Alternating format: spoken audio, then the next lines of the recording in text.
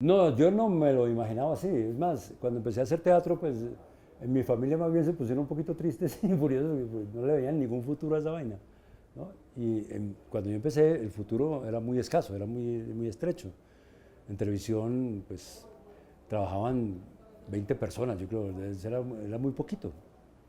Era muy poca gente la que hacía televisión. Lo que se llamaba en esa época la rosca, era la rosca. Entonces entrar a la rosca uno ni siquiera pues ni lo pensaba. Yo tuve mucha suerte porque a mí me tocó, digamos, como la renovación de eso o el impulso hacia nuevas cosas en televisión, ¿no es cierto? Empezaron a hacer exteriores, empezaron a trabajar cosas urbanas y campesinas, y como el chinche, por ejemplo, que era una mezcla deliciosa de todo eso.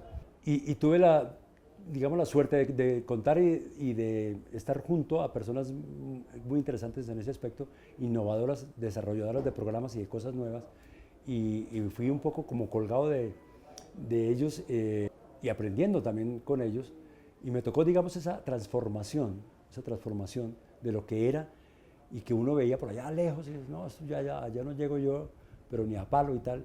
Pero había también la posibilidad de hacerlo porque decía, bueno, tampoco se necesita ser un galanzote mexicano, pues, si uno trabaja bien, de pronto hay chance. Y sí había chance, pero había que llegar con un buen equipaje, eso sí, ¿no? Esperar una oportunidad, pero aprovechar la oportunidad con un equipaje.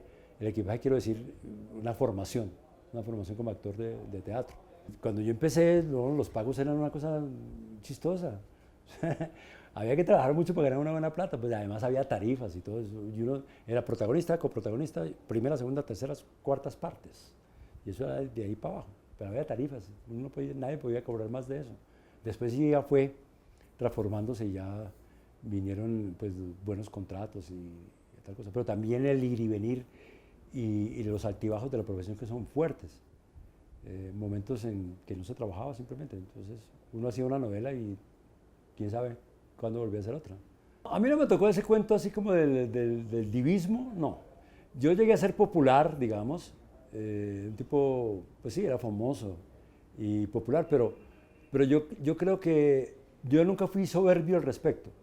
O sea, siempre tuve, yo no sé, algo que me ponía los pies en la tierra, ¿no? De haber sido más bien mi origen y mi familia, que siempre me dijeron, pues, no, uno es lo que es y no tiene que creerse nada extraordinario. Una persona, un ser humano y ya, hay que camellar. Eso seguro que me enseñaron en mi casa, que hay que trabajar como loco todo el tiempo. De pronto sí hubo momentos en que la popularidad era muy alta, como en aquellas novelas de las que hablamos, ¿no es cierto?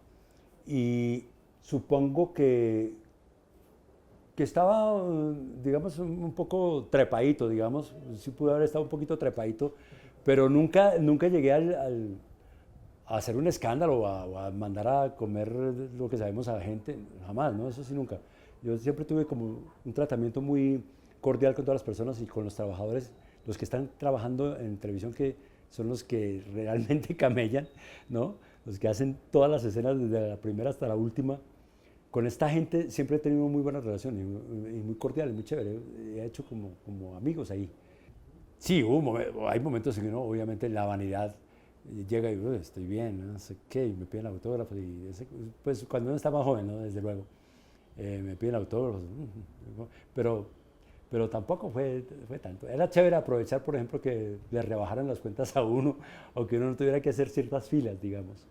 Esos pequeños aprovechamientos del asunto, pero hasta ahí nomás. Desde luego al principio, cuando empecé mi carrera, todo era expectativa, todo estaba por hacerse, ¿no es cierto? Cada personaje que tenía en mis manos era completamente nuevo, no lo había hecho antes. ¿Mm? Pero a medida que pasa el tiempo y que ya llevo más de 30 años de carrera, las responsabilidades cambian. Si ahora me llaman a hacer un personaje, ya tengo que pensar mucho más qué es lo que le voy a poner a este que no le haya puesto a ningún otro.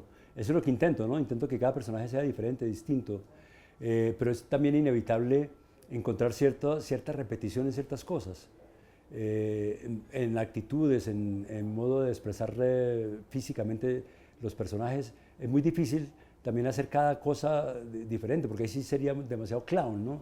Tendría que ser un clown, otro clown, o casi que un clown saca otro clown. Sería demasiado complicado. Y sí crece la responsabilidad, ¿no? Ahora, a esta altura de mi carrera, ya no puedo hacer cualquier cosa.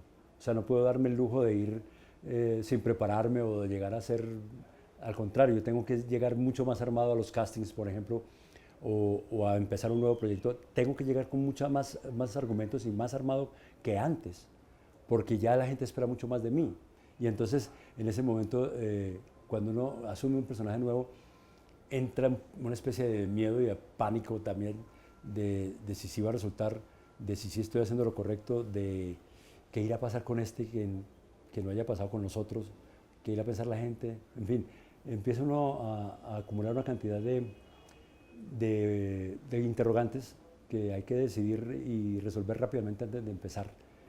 Yo creo que de todas maneras la televisión y el arte en general deben estar comprometidos y deben estar mirando qué es lo que ocurre en el mundo, porque no se puede apartar uno de lo que ocurre. No se puede apartar de la sociedad y de lo que está pasando en un país y lo que está pasando con la gente con la que uno cohabita y a la que va dirigida o dirigido un mensaje cualquiera que sea el mensaje. Porque tanto Quieta Margarita como Música Maestro y otras novelas dejaron un mensaje también, tenían un mensaje, solo que era un mensaje distinto. Era un mensaje más bien de convivencia, de solidaridad, de amor, de bacanería, de parcería, de gente haciendo cosas juntos por un propósito, de gente enamorada, ¿no? Ahora el mensaje es un mensaje un poco más recio, poco no, mucho más recio, más duro, más cruel. Pero también hay que pensar qué es lo que estamos viviendo, ¿no? El país vive eso. Llega y debe llegar, y me imagino que está llegando el momento en que la gente también se satura.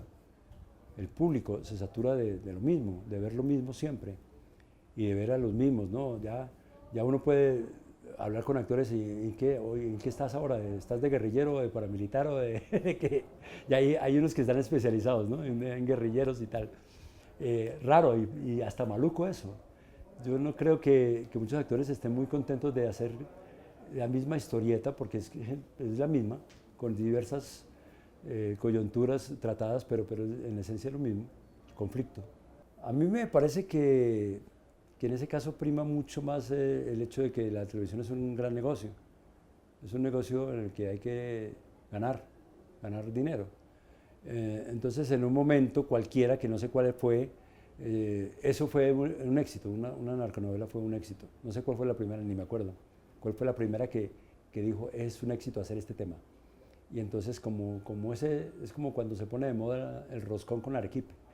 Entonces, si alguien vende roscón con arequipe que le gustó a mucha gente, las otras panaderías van a querer hacer el mismo roscón con arequipe porque se vende. Bueno, yo tengo maestros que están en mi memoria muy fielmente, ¿no? Hay uno que se llama Raúl Santa, que fue mi primer profesor de teatro, o sea, con el primero que yo trabajé teatro. No en una academia, porque yo jamás he estado en una academia de actuación, pero sí en grupos de teatro experimental que se llamaba en mi época, y que era realmente experimental, o sea, se trabajaba en eso, en investigar, en leer, en traer las últimas teorías y los últimos métodos de actuación a Colombia. Laboratorio. Exactamente, era un laboratorio. Y Raúl todavía está aquí, incluso trabajamos juntos en un proyecto de escuela muy nuevo que estamos implementando. Y él, digamos, fue mi primer maestro de teatro. También Víctor Muñoz Valencia fue un gran profesor de teatro para mí. Y después vino Miguel Torres, con el que trabajé. Hicimos una obra, La Cándida Heréndira, que fue un súper trabajo y un gran experimento teatral también. Y bueno, después vino la televisión y profesores y maestros en televisión, he tenido varios. El primero que me dio, digamos, como oportunidad de trabajar de una manera fuerte y de ser protagonista fue Julio César Luna. Entonces yo lo considero a él un maestro de televisión. Después trabajé muchísimo con David Stivel, que me enseñó muchísimas cosas. Fue un maestro no solamente de televisión, sino también de teatro y de la vida misma. Era un hombre que le gustaba hablar de estar vivo y de hacer cosas, y fue muy importante. Y Pepe Sánchez, desde luego. Pepe Sánchez es un maestro, sigue siendo maestro. Cada que uno se encuentra con Pepe, uno aprende algo. Es un real maestro.